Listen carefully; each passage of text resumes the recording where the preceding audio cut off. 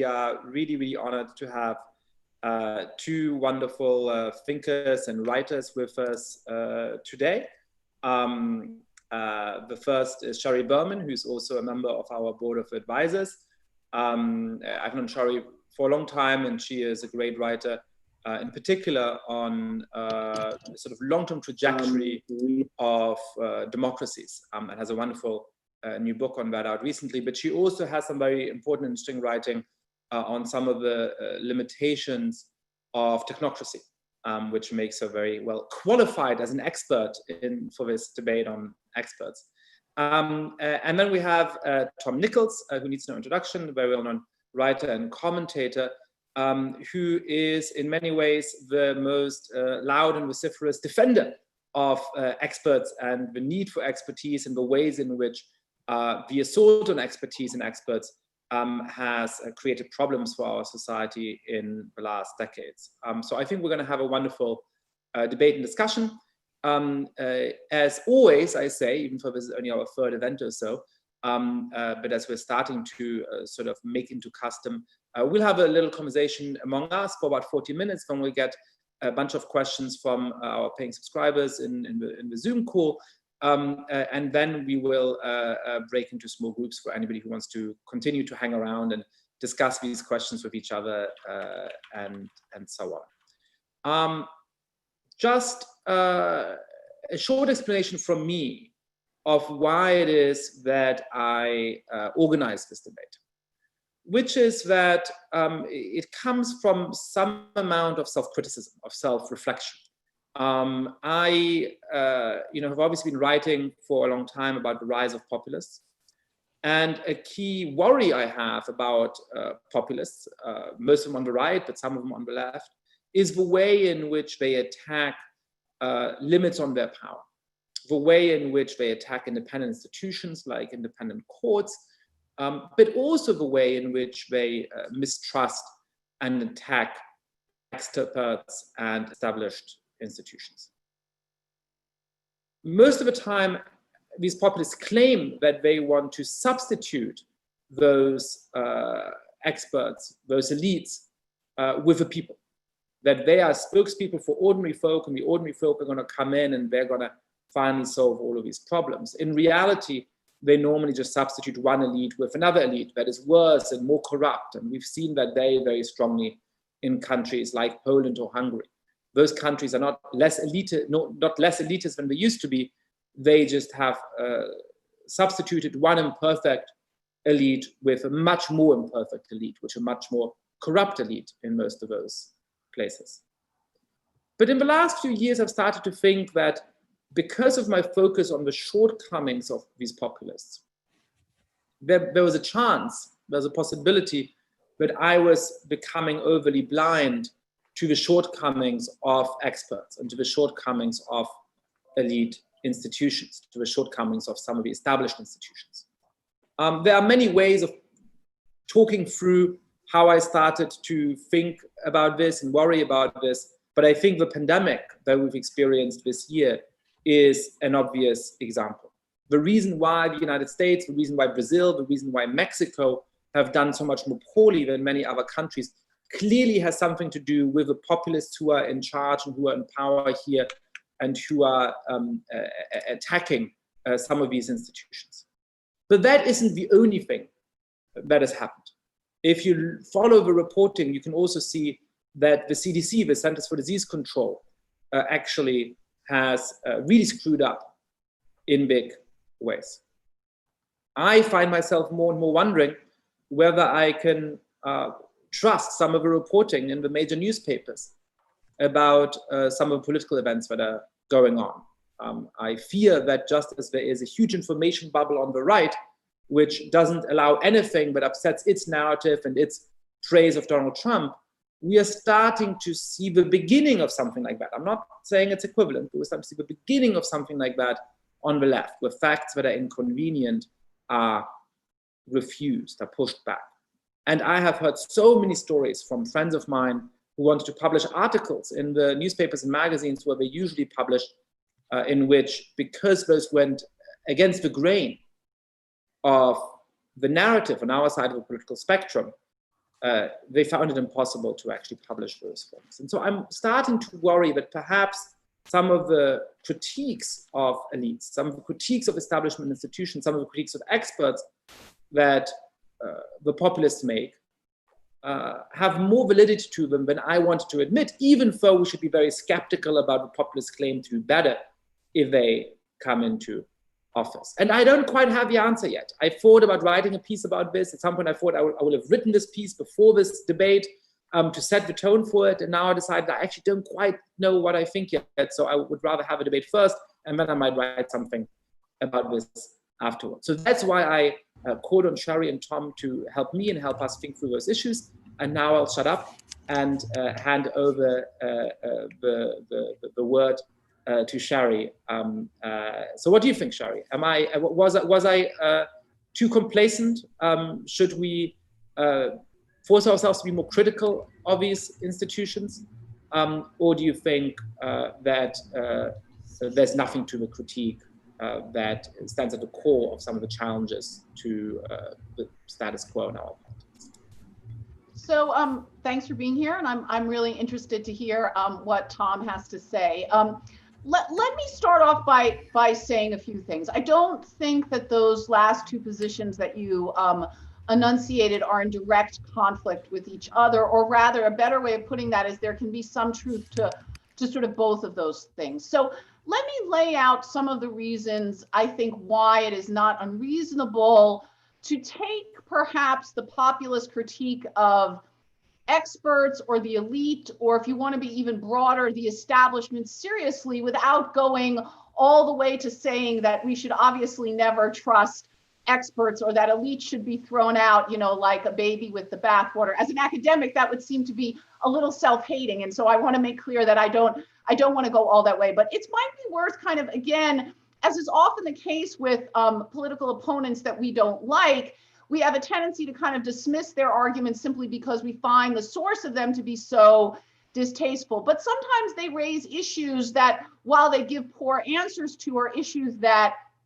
need to be raised and discussed and considered. And I think this is precisely one of those reasons. So let's talk a little bit about, you know, why this dislike or distrust, as Tom has so well discussed, this distrust, this dislike of experts might have some basis in reality, might have some reason to be taken legitimately. So the most obvious place to start is kind of with the experts themselves. And you know, a lot of people have remarked on the fact that many more policy-making areas, many more spheres of politics have been handed over to what is often called in the literature technocrats, that is to say non-elected officials over time, whether these be people in national governments, whether these be folks in international organizations, and that there is some conflict between that kind of power being handed over and democracy, and that people might be aggravated by the fact that they have no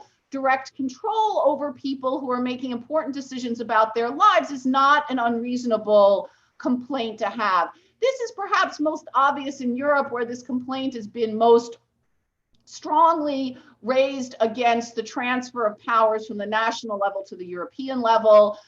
The sort of argument there being that we don't want folks in Brussels making decisions that affect the everyday lives of folks living in wherever, Barcelona, Naples, and things like that. And again, while the motivations for those complaints may not be fully thought through, there is something there. The further away political decision makers get from being able to be, if not completely controlled, then at least corrected by voters, is going to be something that is incredibly problematic. I would say the other thing to note is that over the last years, not only has general education levels risen, but as Tom has also pointed out, social media has really changed the way people interact with elites and experts. And while there has been tons of negative consequences of that, which I'm sure we will talk more about.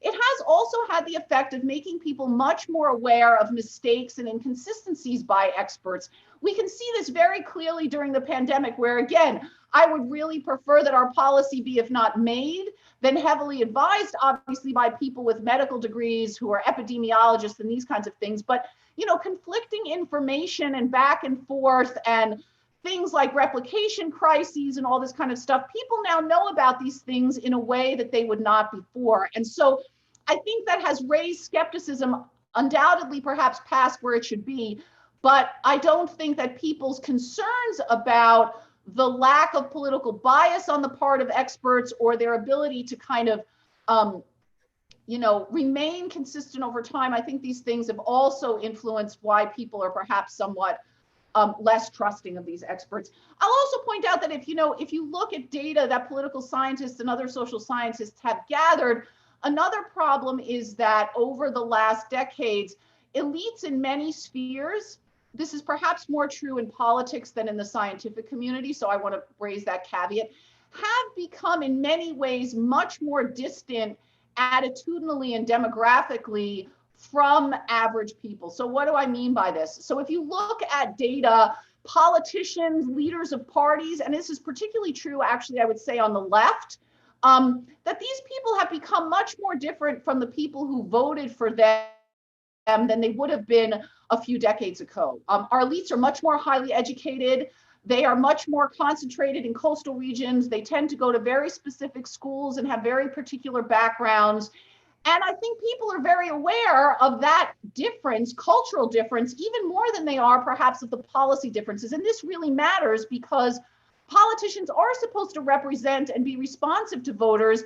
And the further they get away from them demographically and culturally, the less able they are to do that. And that is just an empirical fact. We can see that data reflected both in political elites in the United States and in Europe. And the data also makes, by the way, very, very clear that, again, I'm talking about political elites now, more so than scientific ones, that attitudinally, elites really are very different from their constituents. This is obviously true on the left, but it is also true on the right. And this is a real problem, again, because, you know, people are going to sense that the people who are supposedly representing them are not doing a great job of that. And that makes them resentful, and people do not have the opportunity or the time, average folks don't, to kind of think through every policy and to examine every decision that's been made by their state or local or national governments. But what they see is elites who do not seem representative of them. And empirically, they're correct. That is true. These elites have become less representative over time. And the last point I'd like to make is one that Yascha already brought out, which is the other way to kind of come at this problem. And again, I wonder what Tom thinks about this, is that while there has definitely been, you know, sort of growing distrust and criticism of elites and experts and the establishment, there have been two broader things going on that I think might be more, that might be worth paying more attention to as being more fundamental to, or as being perhaps a cause of the distrust of elites, rather than focusing on the experts or elite distrust itself. And the first thing is what Yascha raised, which is polarization. And polarization has really changed the way people look at other people, including experts and elites, and it's really changed the way they filter information. And so it may be the case that the sort of dismissal of experts is less about dismissing experts or expertise and more about the pernicious consequences of polarization, which really make people, again, sort of dismiss all kinds of people and all kinds of information. It's not just something that's elite-based. And then the second point I would raise is that, again, this question of distrust, which Tom is going to talk more about and has done such a great job in thinking through. If you look at levels of trust over time, they have declined in every sphere of social and political life. So the better way perhaps of putting this that's relevant to this conversation is distrust of experts is not a singular phenomenon. People distrust the press less, they distrust Congress less, they distrust almost all social and political institutions less. This has been a secular decline since the 1960s in both the United States and Europe. And so when we focus on distrust of expertise and think, oh my God, why are people getting so stupid or irrational? I think maybe we're kind of missing what the larger dynamics are. And it may be that things like polarization and growing levels of distrust are what's really going on here. And the sort of dismissal of elites and experts in the establishment is really a consequence of that, rather than a consequence, again, of people somehow becoming, you know, more convinced that they're smarter than everyone else and that experts are dodos and things like that. So let me throw those out there as maybe some complicating factors we might want to consider. So Tom, your best-selling book sort of warns about the death of expertise. Are we sort of favoring the death of expertise here in what Sheri and I are doing? Well, first, you know, it's going to sound strange because while we might expect more disagreement, Sheri's and you, Yascha, you are what I think of as the reasonable critics of general problems of, you know, elitism and distance between the common folks and the technocrats. These are all very reasoned kind of criticism. These are not the criticisms that the populists are making. You know, to say that experts can do better, experts should own their mistakes, experts should be, you know, more responsive to the public and engage with them more. I think these are all perfectly reasonable things to say. But to me, none of that is what this current period in history is about. And so I'll try and kind of clean up a bit with responding to your comments generally, and then try to add a few things for discussion here. The first thing I'd say as a general proposition that binds together all of my comments is we really underestimate the degree to which people are angry about the fact that they are getting exactly what they want.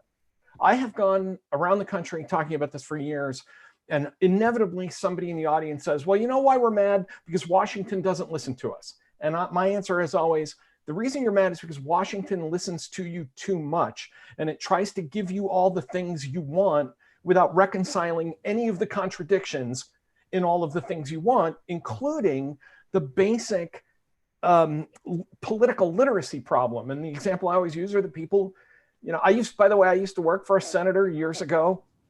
I mean, it's tough to try to get people to understand the reaction of elected officials when their constituents call up and say, I want you to overturn Obamacare, but I want you to make sure to keep the Affordable Care Act. You know, I want a big defense budget, and I want you to cut the deficit. I want you to increase social spending, but not on other people but me. I mean, I think part of the problem is that we're living in a world, especially since the end of the Cold War, where in some ways the elites become completely responsive to, you know, I want to have, the average American has 2.5 televisions now. I want more TVs. I want a higher standard of living. I want cheaper mortgage rates. Okay, you can have all that stuff because if that's what gets us elected, that's what works. The other, I would say, is the word that no one's used yet. We've used words like polarization and resentment. The word that I keep coming back to, both in The Death of Expertise and in the book I'm writing now about illiberalism, which is something I share, a concern I share deeply with Yascha, is narcissism. That, Sheri, I was mostly agreeing with you right until the end when you said, well, maybe it's not that people think experts are just dodos. No, that is really the problem. I mean, there really is a serious tidal wave, and I thought it was primarily in the United States, but it turns out to be a more global phenomenon of, it is not that I distrust doctors or scientists or diplomats. It is that I actually think I can do this better. I am smarter than they are. And I think that has become a gigantic problem because it shuts off discussion. People don't question experts or challenge them. As one doctor put it, you know, he says, I'm happy to talk to patients. He said, but now when they walk in and say, here's what I have, and here's what you're going to do, and here's what you're going to prescribe, and I don't want any guff about it. So let me back up now to a couple of things that I think always become a problem in these discussions. And the first one is the completely smudged way that we talk about experts and elites as though they are the same people. And they are not. When I was advising a senator, I always made the point, he's the elite. He's a billionaire senator who has a vote and a desk on the floor of the United States Senate. I'm a 30, back then a 30-year-old guy with a desk and a bullpen who gives advice that is sometimes taken and sometimes not taken, and get paid about $40,000 a year back in those days. That there is a huge difference between those two groups, and we've tended to conflate them, in part because of this problem, as Sheri brought up, about technocrats. But my big concern about the attack on by my nature, I am a conservative. I mean, for those of you that don't know me, I am a lapsed, recovering, conservative, former Republican. I worked for a moderate Republican, John Hines, in the Senate. I was a New England, Massachusetts Republican most of my life. I am no fan of technocracy and transnational organizations. On the other hand, I have firmly, in the same way that Yascha has come to doubt himself, I have become more firmly convinced over the years that technocracy is rising by default, because the average person is simply just doesn't care about informing themselves enough. To take a line from the Russian Revolution, power is lying in the street. The citizens can pick it up and take it anytime they want to, but it means reading a newspaper, and they simply won't do it. I mean, it is remarkable, the kind of obstinacy here about becoming informed. And this goes to Yascha's point about bubbles and trusting information. But before I say more about that, let me just point out what I mean about these unreasonable critiques that is putting experts and elites and the technocrats all into a defensive crouch. That when I write a book about, that I think says this very common sense thing about listening to experts, you get critics like my favorite was Glenn Reynolds, who writes for USA Today, and he literally wrote the words, "What have experts done for us in the past 50 years?" Now, when you look around the world and ask yourself, in the half century since the 1970s, what have experts managed to do for us? Even if you leave aside kind of, STEM things like landing on the moon, I don't know, NATO, Bretton Woods, 60 years of the lack of interstate warfare, averting nuclear Armageddon. But this has now become kind of, again, woven into this almost entitled mindset. Well, of course everything works. Of course we didn't have a nuclear war. That's the minimum we expect from you people, as though it's easy. And that there is that narcissism. We go, well, of course, all this is easy. And this is just, you tell us it's hard because that helps you to make your case for staying in power and for maintaining power. I would argue that the track record of experts over the past 50 years has been pretty damn good. And again, this conflating of experts and elites has led us to define expert failure as anything we don't like, including the externalities of our own decisions. The two examples that always get thrown at me and that I think are really interesting in this regard are the Iraq War and the 2008 recession. When I tell people now that the Iraq War was quite popular with the American public, in part because they thought we had killed Saddam Hussein already in 1991, I am met with disbelief, especially from younger students who said nobody supported that war. There was no possible way that could have happened. They simply don't believe it. Now, you can argue that the experts in the intelligence community, the political elites, canoodle, they canoodled and connived. I think it's I actually wrote a whole book about that, so I'll leave that aside. I think it's more complicated than that. But again, there wasn't a big constituency among the mass population saying, whoa, let's not fly off the handle and kill Saddam Hussein just yet. Similarly with the housing crunch, there's a great line in the movie, the HBO movie version of Too Big to Fail, where, and it's spoken by, of all people, James Woods as an actor. He's playing Dick Fuld, and he says, "Why am I being treated like a crack dealer? I didn't put a gun to anybody's head and tell them to cash out the equity on their house and buy a boat," which I thought was a great line. Yes, it's more complicated. Yes, Wall Street did a lot of shady stuff that wasn't illegal, but it wasn't in the public interest. But in the end, there were a lot of people who wanted to believe that their houses were banks, that they had accepted this notion that, I can just keep buying a house and cashing it out, and nobody wanted to be around. It was just like with the S&L crisis. It was like with other regulatory crises where, the people, unfortunately, were getting exactly what they wanted, which was cheap credit, houses. In a way where this leaves, at least in some of these arguments about elites and experts, it leaves people like me arguing with and agreeing with people on the left to say, you're absolutely right. The experts, the technocrats, and the political elites who control them, or whose direction they are supposed to take, should be much more paternalistic. They should stop people from doing, this is almost leads me back to a Michael Bloomberg kind of thing of saying, no, you can't buy a 64-ounce Slurpee. It's just bad. I'm sorry. I know you want to, but, no. But on the other hand, that conflicts with not only my instinct, but with the public, which says, don't tell us what to do, which I find completely enervating. Save us from ourselves, but don't tell us what to do. So let me just, to kind of put a bow on this, to say, I think the polarization problem comes up when people talk about political leaders they like, it's folks like them. When they talk about people they don't like, those are elites. The distance between that Sheri talked about, you don't see people talking about that when they're reelecting Mitch McConnell in Kentucky. I think it's true that this much more engaged social space has allowed us to know more about experts, about their mistakes, but I think it's knowing without understanding.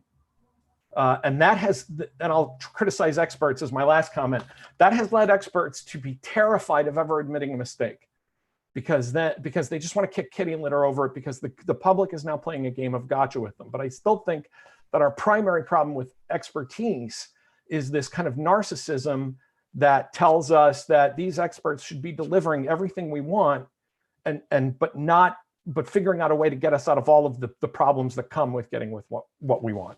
So I'm very tempted to jump in here, but I can see on Sheri's face that she disagrees with what Tom has been saying. So Sheri first, and then I might. So I don't want to monopolize the time, but Tom, I mean, your arguments were kind of bizarre for things like the Iraq War and the financial crisis, right? Which are the two best examples, actually, because basically your argument was, look, elites or experts were every bit as dumb or corrupt or ill-informed as the people who were complaining about them. That's really not a good argument for experts, right? So if Dick Fuld was like, look, I just did whatever I could do within the law because people were thinking that their houses were never going to go down in price, that is really not a good expert for why people should trust financial elites. Similarly for the Iraq War, yes, you're absolutely right. I'm more than old enough, unfortunately, to have lived through it. And, the idea now that everybody who is reasonable was against it is obviously, sort of rose-colored glasses. But, saying, look, our president and his best advisors misled us, and folks in the CIA were too chicken to kind of force the decision makers to recognize that the information was faulty. That is really not a good argument for expertise. Now, I totally agree with you that those two examples are plucked out from all of the non-events that experts managed well. The end of the Soviet Union, for instance, was probably handled as best as could be done. But what do people recognize, right? People recognize the big blowups. And if you're an expert, you have to be aware of that, right? When you screw up in a way that influences people that directly, they lose their houses, their kids go to war, then you have to recognize that you are making a big mistake. And these were not, as you have written in your writing so very well, these were not mistakes in the sense that reasonable people could have made them. These were the result of significant failures of information, of corruption, of chains of command, of all kinds of things. These were very serious breaches in what experts should have done. The other thing, one more thing I would like to challenge you on, and then I will hand it over to you or Yascha, is this idea about narcissism or ignorance. Look, I come from a working class background. I'm offended by that. But putting that aside, I would like to see some empirical evidence that voters or citizens have become more narcissistic or ignorant over time. I don't think there's any empirical evidence for that whatsoever. I think people have become more demanding, and I don't necessarily see that as a bad thing. But the idea that ignorance or narcissism has risen in a secular manner over the past decades, I don't see any empirical evidence for whatsoever. Okay, so love this spirited debate, Tom. You got a 3-minute response. Okay, and three quick responses. First on Iraq. Well, let me start with the last one. Sheri, I too come from a working class background. On this one, you're just flatly wrong. There is plenty of evidence that narcissism is literally out of control. There's even a book called The Narcissism Epidemic that I think makes this case really well. There have been tons of studies that have been done on everybody from college students to ordinary Americans. We are a much more narcissistic country. You can argue about why, but it's true. As far as ignorance goes, it's not that the level of political literacy is that much lower than it was, say, in 1950. Although I think, again, the level of political engagement is so much lower that it does produce that ignorance. It's a level of ignorance that is then covered by saying, but I am actually omnicompetent. I really do understand arms control and epidemiology. That there is no humility on the part of the average American about this stuff. But the two cases you bring up are perfect in that example because, first of all, the experts screwed up were both post hoc rationalizations. The average American, the thing about WMD was primarily an intra-elite fight about what's the right reason, the right rationalization to go do this. The Bush administration basically said, Saddam Hussein in the post 9/11 world is an intolerable threat and I'm going to go kill him.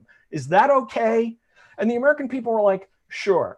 Afterwards, when they didn't like the consequences of it, they said, well, you told us that you would find, et cetera, et cetera. Remember, this is a country that when it comes to things like nuclear threats, proliferation threats, the stuff people believe that's wrong is remarkable. The thing about Dick Fuld, and I'll end with this, Fuld is not the expert. Fuld is a salesman. To me, the economists, and again, sort of common sense that we both think our progenitors had. Fuld was basically saying, I'll sell you a Lexus, and I am an expert on Lexuses. I know how to sell a Lexus. I know everything there is about this car.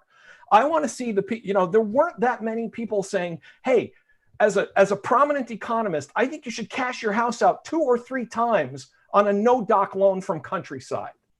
This was people buying a product. All off, every single one of them. Yes, they were off, but they weren't telling the public to do the things they did that eventually landed them in a disastrous hole.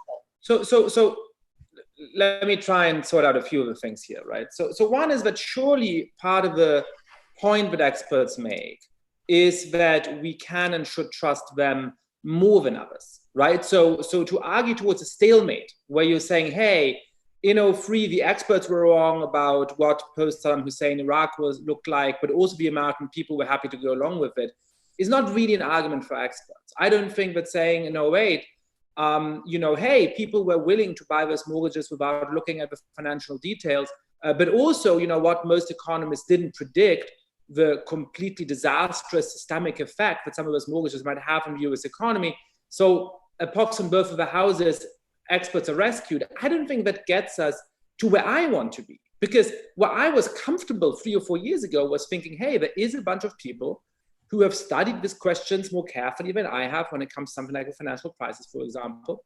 And if they tell me there's no big systemic risks for the US economy and we shouldn't worry about these mortgages in Florida blowing up the whole country's business, then I can trust them. And if you say, hey, you know what, they got it wrong, but also, by the way, there was willing participants in this who were trying to, make a little bit of money somewhere in the exurbs of Florida, and so therefore they're both equally wrong. That doesn't help the experts establish the trust in the expert I had 3 or 4 years ago. Let me go beyond that for a sec, Tom. Here's a question I have, because I do think that at some level this is a question of a glass half full or a glass half empty, right? I mean, despite some of the places where we have passionate disagreements, I absolutely agree with you that there's a lot of bad faith critiques of experts. And that is precisely why I started with what I think is wrong about the populist critique of them. Now, I do think that there are a couple of points on which my thinking has shifted. And I'd love to get your thinking on that, Tom, so we'll get you right back in and then perhaps a response from Sheri. So one of those is that there are, I used to think that on certain questions of scientific fact, I can just delegate my decision making. That part of what makes an epistemic system work is that I know that a certain class of people has studied a question. I know that there's free speech, and so that anybody who disagrees with an argument of theirs is likely to be heard.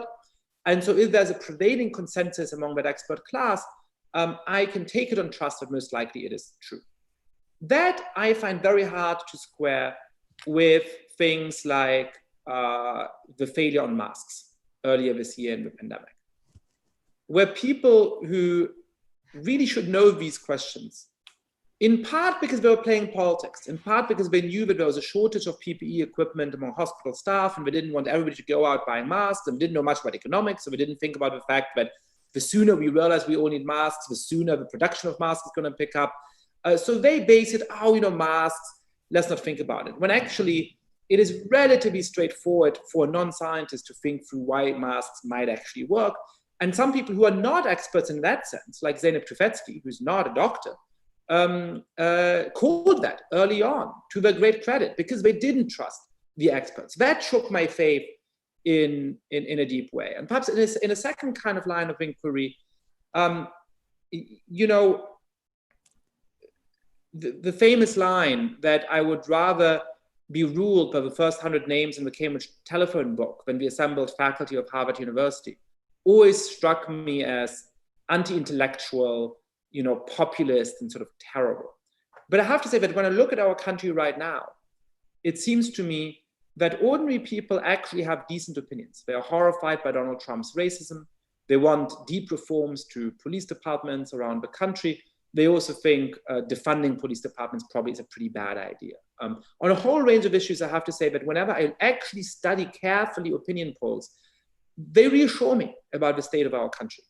And when I read the New York Times and the Wall Street Journal, when I watch MSNBC and Fox News, and I'm horrified by what I see there. Because it seems to me that we have a cultural civil war at this point among the mostly white elites of this country. And a big question for the next 20 years is whether the elites manage to impose that cultural civil war on the rest of the country, or whether the rest of the country that actually isn't divided in quite the same ways and is often more sensible manages to defend itself. So I've gone through this evolution in the last 4 years in which, from finding that line about the first 100 people in the Cambridge telephone book sort of populist and silly, I start to really feel the reasons for it. It speaks to me in a way it didn't used to. And so what can you say to disabuse me of that evolution? I don't think talking about the Iraq War, the 08 crisis is going to do that. So can you say anything to me that sort of makes me push back on that evolution? And it's my fault for pulling the pin on the Iraq War, but I was just anticipating the two things that whenever I talk about this, they're the things that come up. I have told people the experts were against the Iraq War. The academic international relations community took out a whole page in the New York Times. And the people that, Yascha, that you say are the reservoir, they say, yeah, but those are professors. I didn't pay attention to them, which is, again, a no-win game. So, the CIA and the government, but there were a lot of outside experts who said, this is a bad idea. And people said, look, what I want is confirmation of the thing I already want to do, which is to kill Saddam Hussein. And then it didn't go very well. But, Sheri, you brought up the Soviet. I'm a Sovietologist. I am a former, we were talking before we started here about why I was over at Internationalist. I went to the Harriman Institute. The failure on the Soviet Union was compared to Iraq, was multiple times bigger than the Iraq failure. The Iraq failure was a tough call about intelligence in a short-fused situation. The failure of my community to foresee the end of the Soviet Union in any meaningful way, to me, and I talk about this in the book, this is a much bigger elite failure, or I shouldn't say elite, expert failure. But Yascha, the Cambridge phone book thing, that Bill Buckley trope, when I was younger, I believed in that with all my heart. I believed I would rather be ruled by 100 people from the phone book than by the entire faculty of Harvard University. I have come the full circle in the other direction from you, because what I find is that Public opinion, I am not sanguine the way you are. David Brookman, I think, has made a great point about this in looking at moderate public opinion. What he finds is that's really a bunch of extreme views that are averaged out within each voter.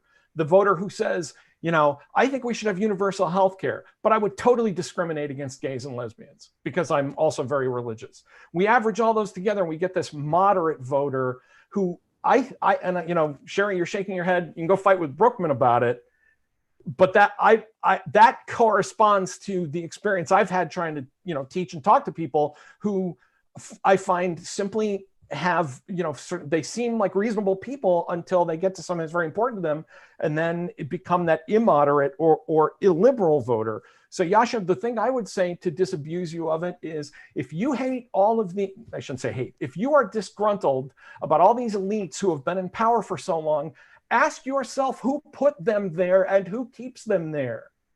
You know, every time I go on the road and everybody starts yelling at me about Washington, I say, who puts all these people in office? Asked the voters over and over again, you know, and especially the voters who are the strongest populists. If you want to be ruled by that first 100 people in the phone book, then you really are going to be living in, you know, President Tom Cotton's future administration. You know, that distance between the voters and the elites, as a kind of Burkean, I don't have a problem with that. I'm kind of glad it's there. But, you know, think about what you're asking for. Think about how the world looks the way it does now. I would argue that this is the world that has been ruled by the first 100 people in the phone book. We just don't see it that way because that's been mediated through this technocracy. And if any of you have ever seen the movie 3 Days of the Condor, that's the future I feel is that fear is the last 5 minutes of 3 Days of the Condor. When the rogue CIA guy says, you know what, people aren't going to ask us what to do. They're going to want us to just get it for them. And I think that's the world we're already living in. I really believe we're already there. Sheri, you get the last word. And after that, I open the floor for questions and comments from the people in the Zoom call. So please raise your hand if you want to ask Sheri or Tom or me a question. Great. Well, thank you. I mean, this has been really, really interesting. Let me just sort of follow up on two things that Yascha said. So the David Brockman research, I think you're presenting that somewhat unfairly, right? So the point that he made is, look, people's views are not as consistent as those of people like us who are highly educated. So they might have what would be considered left-wing views on economics and relatively right-wing views on social and cultural issues. And so to call them moderates is unfair because in fact, it's not that they're moderate, it's just that their views are inconsistent. But that's the way most people are. They don't have standard ideologies that they sort of compare their views to. I think what Yascha was referring to, and I don't see any doubt about this in the data, is that if you look at a whole variety of questions, whatever they are, gun control, I don't know, unemployment insurance, how much help should be given to poor people, people's views are indeed, the majority views are much more moderate than the policies that we actually get. And so that then raises the question that you brought up, Tom, which is, well, you know, people are voting for these people, so, you know, aren't they ultimately to blame? And again, you know, I'm a political scientist, so I'm gonna toot my profession's own horn here. There is lots and lots of evidence that, in fact, you know, politicians get to office and what they do is put in place policies that have absolutely no correlation or relatively little correlation with the actual beliefs and preferences of their own voters. We know how much the policy agenda is set by outside actors. We know how much more responsive it is to wealthy people. We know how much influence has been played by lobbyists and things like that. We know that, unfortunately, people like you, Tom, congressional staffers who are not in this for the money or the glory, that, you know, when you poll them, actually, a lot of them really don't even know what their own constituents actually want. So I actually would really hold the politicians and the experts more to blame because it's actually their job to make good decisions. Voters vote, and then they go back to leading their lives, to being plumbers and doctors and other things. If we vote for people who say they're going to do X and they get into power and do Y, you know, yeah, sure, we should be more informed, absolutely. But the politicians and the experts are as much to blame, in my view. All right. Well, one of the things that I wanted to make sure of when we started Persuasion is that we come from a set of broadly shared values, that we come from a place where all real participants in the debate believe in the values of a free society, believe in free speech and free inquiry and so on, but also that we have a real range of opinion. And not just a range of opinion from left to right or liberal to conservative, but that on the big issues that we're trying to figure out, the big questions that we have, we come at it from very different angles and have meaningful, deep debates. Well, I think this exchange has been a great example of that. There's certain things we agree on, there's lots of things we disagree on. And that shows that, this is not going to be a community of people who just, say, oh, yes, I agree, and oh, yes, I agree. So thank you so much for modeling that. For the audience, I'm going to start calling on people. You cannot unmute yourself. So don't try to unmute yourself. I'm going to unmute you. If you try to unmute yourself, you're going to end up muting yourself, and that won't work very well. And the second is, please turn on the video if you can. No worries if you can't, but it'd be nice to see your face. And I'm going to start by calling on Mark. So Mark, go ahead, take it away. Hi, can you hear me? Okay. So thanks for the conversation. This is really interesting. Yascha, I was a little surprised by your tentative critique of the press. And maybe that's a common opinion in this group, but it's not mine. I think it's clear that the press has an agenda, or that the press presents the news. And in press, I'm talking about the mainstream. I'm not talking about Breitbart. I'm talking about, like, say, the New York Times or something. But the press presents the news in a narrative conforming way. We know that partly because they tell us. So, for example, Wes Lowery's comment that we don't need objectivity or neutrality, we need moral clarity.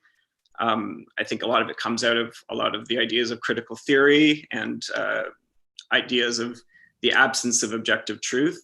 I think there's lots of examples, like to give a couple, like Covington, or like what happened with the Covington kids, or the fact that, the Pulse nightclub thing was blamed on misogyny when clearly that wasn't the case.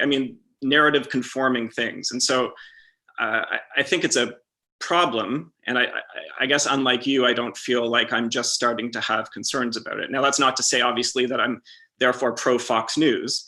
But the New York Times isn't supposed to be Fox News. The New York Times isn't supposed to be Breitbart. And like Andrew Sullivan recently tweeted, he said, it's scary that I have no idea what's actually going on in Portland. And I share that concern. Like, I don't feel like, oh, I can read the New York Times and get a really great grip of what's going on in Portland. So that's one comment. To me, the problem is much clearer and much deeper. So I guess I'd be interested to hear your response to that.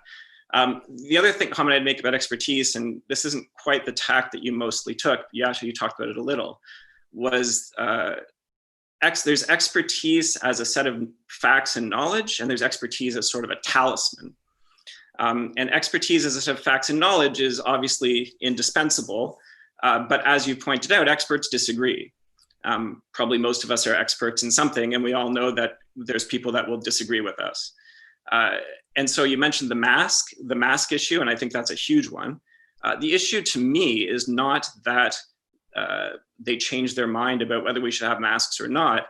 It's that both times it was presented with absolute certainty and a refusal to acknowledge other points of view, even though people had other points of view. And I don't want to take up too much time, so I'm not an infectious disease doctor, but I am a doctor, and I could tell you my own story about what happened in our hospital if people are interested. But that to me is expertise as a talisman. I'm an expert and you have to listen to me.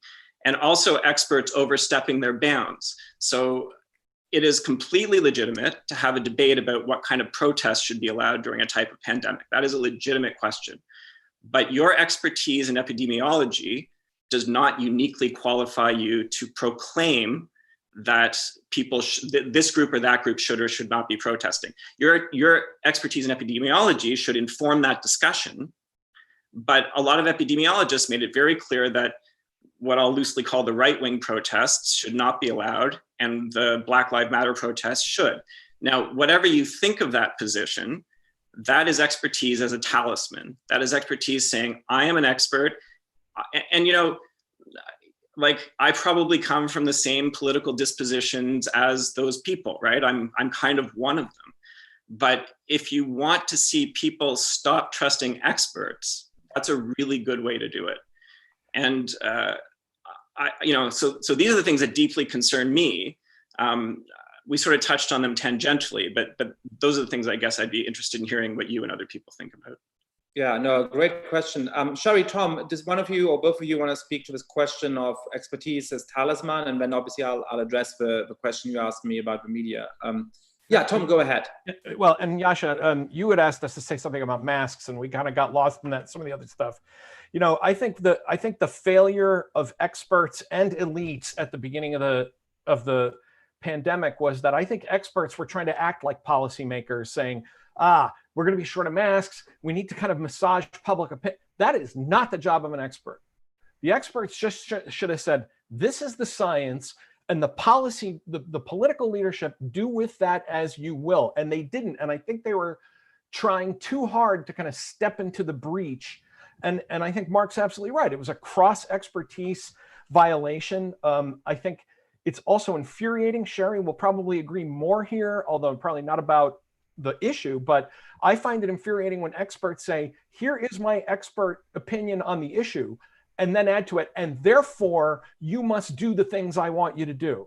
I gave a talk to the National Academy of Sciences where I said to them, on the one hand, be more aggressive about being experts. And they kind of looked, I said, stop being aggressive about arguing that your expertise should drive policy. That's not for you to say. And basically everybody ended up hating me by the end of the talk. I would argue that what experts did with the BL, and I said this on Twitter, and I went out, and in fact, I just had a piece yesterday criticizing Trump where I said the same thing, though, about this issue. I think that experts inflicted a massive wound on their own credibility by saying, well, you know, we've told you that church choirs are dangerous, but if 10,000 people want to go into the streets, well, it's worth it. That is not your judgment to make as an expert. If those rallies were dangerous 2 days ago, then they're dangerous today. And I think Mark's absolutely right that experts decided that I will curse this one and bless that one and use expertise as kind of my holy shawl to make a political point. And this goes to the media. I think that, as a guy who 20 years ago, I would have said, hey, it's good that Fox exists because we have a monochromatic, media. I think that we are now seriously approaching the problem that the New York Times has decided that it must be Fox for the left, that we are getting siloed into these. And I felt exactly the same way about Portland. I can't say I really know what's happening. And I think it's because we have a generation of younger journalists, and I defend journalists against conservatives every day. I say mostly these are people trying really hard to get it right. But when you have journalists, like Mark said, when you have Wesley Lowery saying, hey, objectivity is overrated, your heart needs to be in the right place. We're going down a bad path at that point. And I think that experts, not elites, not political leaders, experts should be the one to step forward and say, this is what science is about. This is what journalism is about. This is what political science is about, whatever it is. And stop trying to tip the scales toward things they think are important to their political beliefs. Sheri, do you want to jump in on this? Otherwise, I'll answer the question. I'll just say one quick thing, which is this question about the politicization, that's a tough word, of experts is something, again, worth discussing, right? Because there are people like Gil Ayal and others who have said that this is one of the reasons why people trust experts less, because they have become more politicized. But I completely agree with Tom on the substance. Yeah, I think on this, we do actually have a large degree of agreement. And it sort of goes both ways, right? It both goes into experts stepping into questions as experts rather than as citizens, which they really shouldn't be answering as experts. And it also goes reversely into sort of saying that you as a layman should not be discussing certain questions because you're not an expert. So when I wrote this sort of pretty viral piece for The Atlantic called Cancel Everything in March, I had a lot of people say publicly, but also some write me privately saying, hey, you're not an epidemiologist. Why are you talking about this? And my answer was that I was not claiming to be an epidemiologist, and I was not disagreeing with epidemiologists about questions of epidemiology. I was taking what was then the consensus among epidemiologists about what the likely progression of a disease is, and drawing political inferences and social inferences about what that implies for how we should all act. And that's a policy question on which epidemiologists cannot, by their professional training, have some kind of monopoly, right? So I agree that this expertise as talisman becomes very dangerous there. And perhaps the nature of a disagreement here between Tom and Sheri and me is when it comes to what should experts be and how should they act, I think we actually have very similar ideas. I think when it comes to the extent to which experts tend to live up to that responsibility, perhaps our disagreement is a little bit more stark. I want to make sure that I actually answer Mark's question that he directed at me. And, I don't know exactly. I think there's a sort of more flattering account I could give and a less flattering account I could give of why I still hesitate to make the point. And the more flattering account is to say, well, it just didn't used to be the case, right? But 4 years ago, places like the New York Times really were neutral arbiters, not exactly neutral arbiters, but fair arbiters that were guided by the facts, but did not impose a narrative over political reality to the same extent as they do now. And so therefore, it sometimes takes time to adapt. And 4 years ago, I had a reasonable belief that I could trust the New York Times to report on things like what's happening in Portland. And today, I think I share Andrew Sullivan's skepticism about whether or not they report those facts in a straight way or try to spin them to fit the narrative better. I think there's clearly an element of that. But I think to be somewhat self-critical, I may also not have realized the extent to which that narrative was going on. And I may have been somewhat blind to that. And the more I myself have written, the more I myself have seen, for example, in media reports about things that I've been involved in or that I have something to do with, how that can really be misrepresented, the more it opened my eyes to some of the ways in which the media perhaps have gotten it wrong for a while. So I think the truth is some mix of that.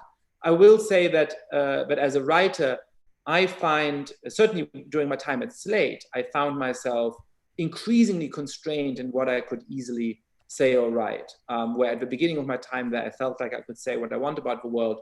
And by the time that I changed to The Atlantic, I was starting to feel like when something that I want to say goes against the prevailing consensus, a very different kind of scrutiny and a very different set of edits and objections is applied to it than when it fits the narrative. And I did not feel that when I started writing for Slate in 2016. So I think it's a little bit of both. As a conservative back in the days before that was a bad word, I was more distrustful of that narrative earlier on. In the old Soviet days, for example, for the academic community and the press to criticize the Soviet Union was perceived as helping Ronald Reagan. And I think we had a really bad public debate about, is the Soviet Union in trouble? How bad off is it? What's going on there? But I didn't think it wasn't as bad. In a way, it was almost like an establishment bias that you knew was there and you could work with. It's really troubling, Yascha, to hear you say that you started to feel it, at a place like Slate. I mean, that's a world that I wasn't part of, and that's really disheartening to me because that's almost scary to me to hear that. Yeah, absolutely. And I've heard it from many other people as well, like various publications. I will, say one additional thing, which is about how we can hopefully escape some of that. And that's something that we should all adopt as a principle, I think.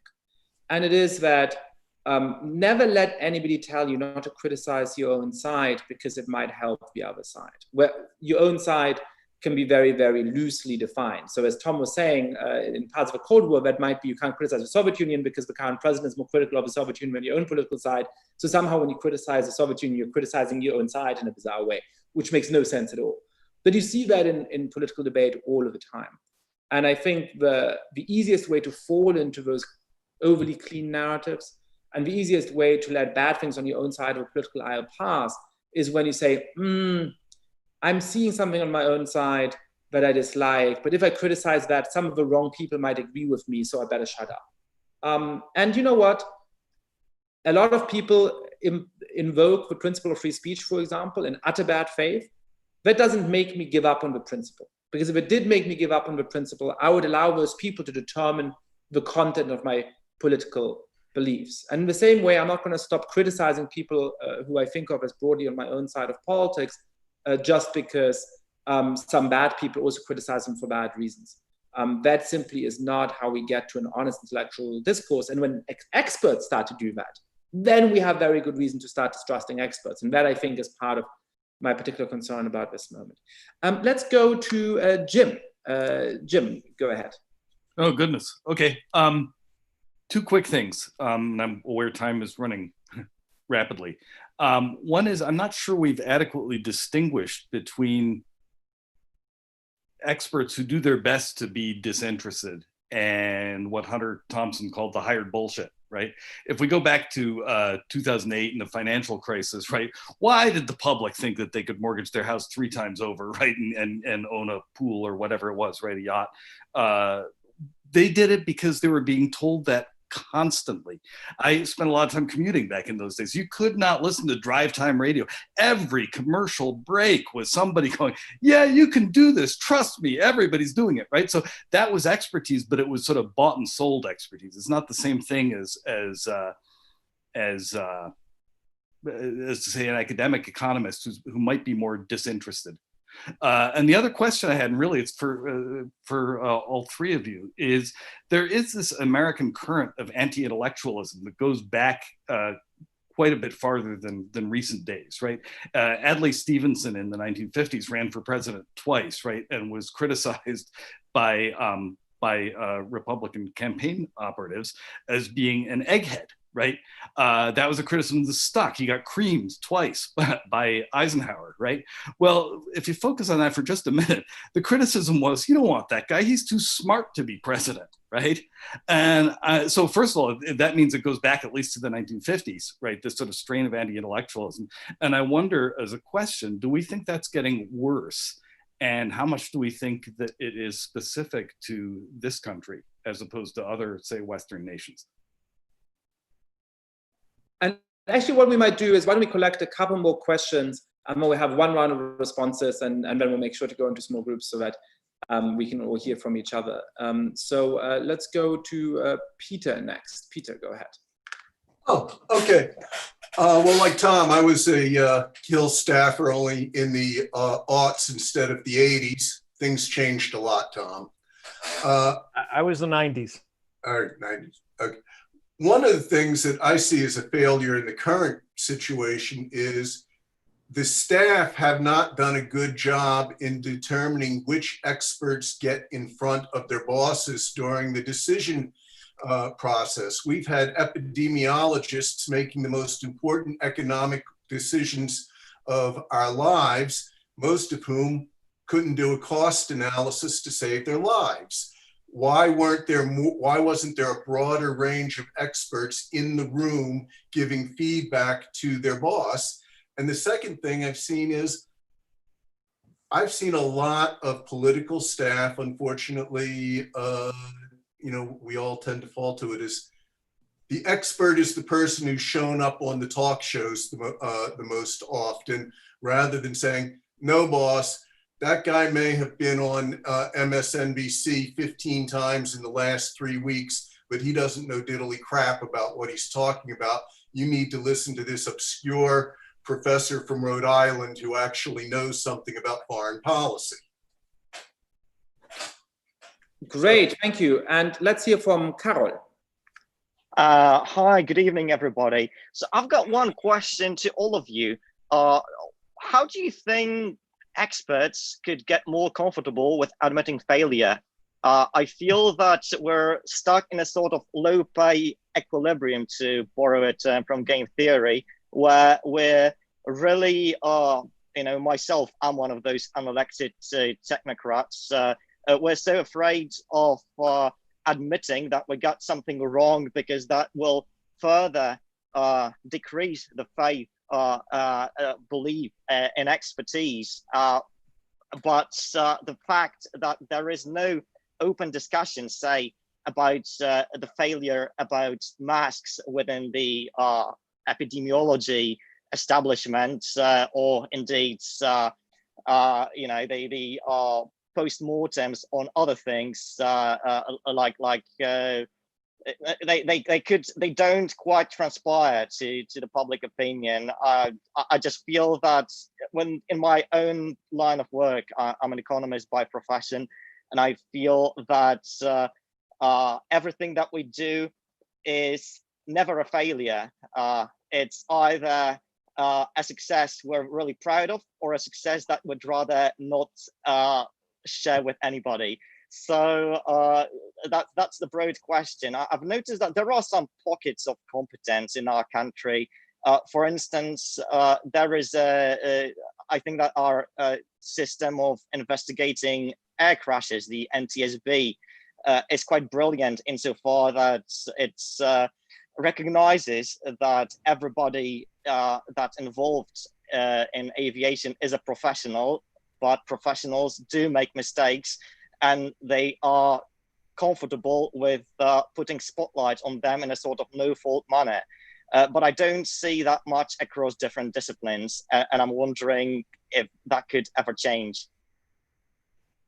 All right, there's a lot more people wanting to ask questions. I'm really sorry to cut it off, but I want to make sure that we have a chance to go into small groups afterwards as well. So Sheri and Tom, I know you're not going to be able to answer every single question. I'm not sure it's worth trying, but why don't you, give a rousing final peroration before we go into the small groups? Okay, well, I can just start. Let me just say, with regard to, I guess it was Jim's question and close to Peter. I mean, look, I agree that, listening to folks on talk radio, that's probably not a fair, reflection of experts. I would say the more damning problem, and this was true with the collapse of the Soviet Union, as Tom has pointed out, is that the academics, the academic economists, the views were fairly uniform before the financial crisis and fairly uniformly incorrect. And that's to me much more damning than the folks on talk radio telling everyone that their house prices were going to go up. And I think that requires, to get to Carol's question, a real reevaluation of the standards of knowledge and the standards of diversity within the field. The more different voices you hear, the more likely one of them is going to be correct and be able to challenge others. And I think that's an important way to get better views. I think staying in your lane, so to speak, as Tom and Yascha and I had pointed out, is also good. Stick to the things that you're supposed to be expert on.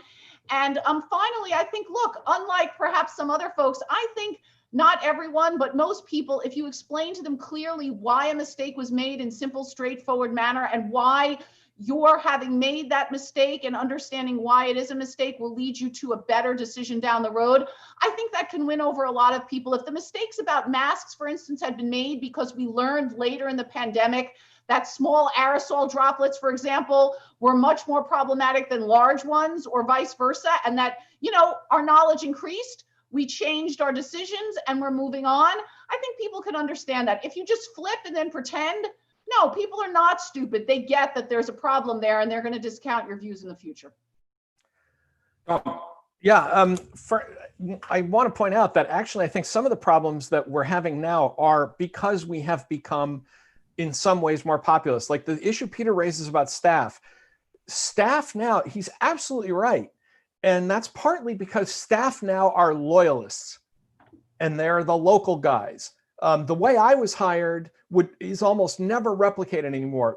My boss called Gene Kirkpatrick, said, who's a smart kid who works on Russia and arms control? And she said, this guy from Massachusetts who has no connection to Pennsylvania, has never worked on a campaign for you, has nothing to offer you. He just said, look, come down, work for me, and tell me stuff, whether I like it or not. And that used to be vastly more common. I worked with a lot of experts in Congress who weren't remotely from the district, but they were brought in because they knew what they were talking about. That has been supplanted by a new model on the Hill of, I have to know you, you have to be from where I'm from, you have to have put leaflets under windshield wipers, you have to be my guy.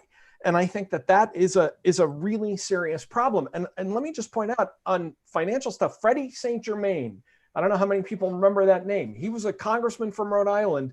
He was beloved, a local guy. Everybody knew him as Freddie. That's the guy who doubled the amount that the federal government had to insure in S&Ls. because he was a lot, you know, when he got booted out, he went to work for the lobbyists. He could do no wrong in this state because he was actually a very grassroots guy. And when he went there and he said, all right, so I did. And the SNL, you know, industry collapsed. I think that actually sometimes having a little more distance there produces a little more accountability. The TV expert problem is really serious if congressmen are paying attention to it. The public, and Sheri, this is where I go back to being mad at, you know, the common folks. How did Seb Gorka become an expert? Because he was on TV enough. Do you know how many times people have said to me, do you know Seb Gorka? He's an expert like you. And my head just, you know, my head explodes. The last thing I'll say is about expert error. And this is really important. I wish we were talking about tenure before the presentation started. You know, I have tenure now. It's a great thing. I can admit mistakes all day and say, so I made a mistake. I don't know if it's ending at-will employment that would help, having firmer contracts for people, but I also think there's a really important change. We've talked about what experts need to do. I want to talk more about what the public needs to do. The public has to understand and develop a tolerance for experts making predictions that are probabilistic and nuanced and can be wrong. When experts got it wrong about eggs, people literally said to me, you know, again, when I was doing lectures on this, they said, well, Tom, experts got eggs wrong. This is proof that doctors don't know anything about heart disease. The public wants to do what it wants to do. And every expert failure becomes an excuse for, you didn't know about eggs, therefore I can eat cheeseburgers for breakfast. And when I have a heart attack from eating cheeseburgers for breakfast, you experts are the people I'm going to blame because you didn't tell me not to eat cheeseburgers for breakfast. And I don't know how to get out of that other than to demand a little bit more maturity and stoicism and cooperation between experts and the public. But you're absolutely right. Experts hate to admit their mistakes because it's the game of gotcha. And also because they have egos too. Big egos, no doubt about it. The experts are not blameless on that.